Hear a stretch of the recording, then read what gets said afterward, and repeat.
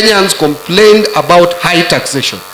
And therefore, we were very cautious as a government to make sure that we don't introduce unreasonable taxes, high taxes, which would again overburden Kenyans. That is why we have a modest finance bill with no tax raise, with no high taxes. And I think for the first time, in fact, for the first time, people laughed that for the first time, sorry, I'm speaking in church, but I will just say that. For the first time, hata watu wa pombe hatujaongeza ushuru kwa pombe, instead tumerudisha chini. Unaona hata kwa church pastor, hebu ona, yuko na kazi. Hata hapa church watu wana clap, ati tumerudisha chini ushuru ya pombe. Lakini si kurudisha chini ushuru katika pombe. What we are trying to do is just to make sure that people don't go for cheap liquor, which would kill them, because they are drinking anyway. So the best thing is avoid cheap liquor. So we reduced a little bit what is being used in manufacturing of some spirits. But we have not added any tax, any at all. Let nobody cheat you, let nobody lie to you. There is no tax increase. What we have done is to streamline tax administration and tax management, to make it more efficient and responsive.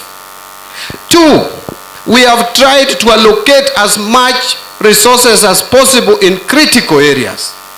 The problem with Kenyans, sometimes we make noise that we are putting too much money, people are stealing that money, and when we start reducing the budget to reasonable amounts and put roadblock to theft of public funds, we start making noise.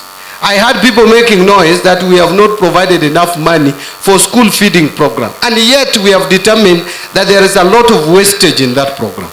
3.6 billion, part of it is being wasted. So 3 billion is enough to feed our children in rural areas. We are trying to manage the budget. If you give too much budget, it is being wasted.